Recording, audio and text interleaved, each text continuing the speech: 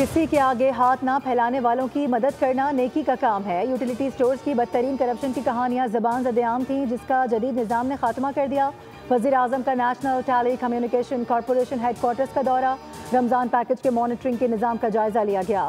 वफाकी वज़ीर IT शदा फातिमा और मुतल्लिका अफसरान ने शहबाज शरीफ को ब्रीफ किया। इजलास के दौरान शहबाज शरीफ ने कहा कि प्रोग्राम से 2 करोड़ अफराद मुस्तफ़ीद होंगे। फी खानदान 5,000 रुपये दिए जाएंगे।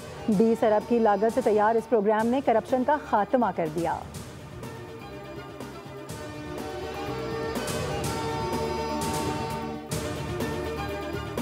कराची के इलाके गुलशन मेमार मीर चाकर बरोही होटल में लगी आग पर काबू पाने की कोशिशें जारी। आग के दौरान गैस सिलेंडर धमाके से भगदड़ भी मची।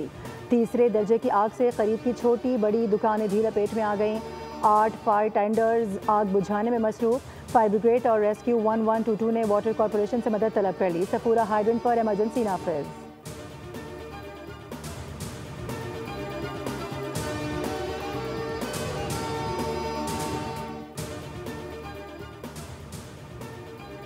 सुप्रीम कोर्ट में फौजी अदालतों का केस। समाअत के दौरान वकील हामिद खान के दलाइल। कहा कि आइन के आर्टिकल 3175 में वाज़े लिखा है कि अदलिया एग्जीक्यूटिव से अलग होती है।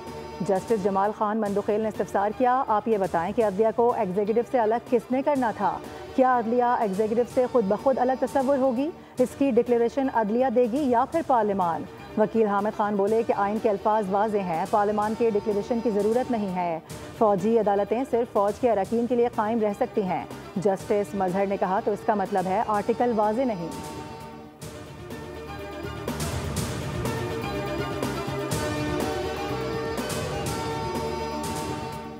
और IMF से $1 अरब की अगली किस्त के लिए पाकिस्तानी हुकाम की IMF वफ़द से मुलाकात जारी। पॉलिसी लेवल पर होने वाली बैठक में नए साल का माली बजट मौजूए ज़ेरे बहस।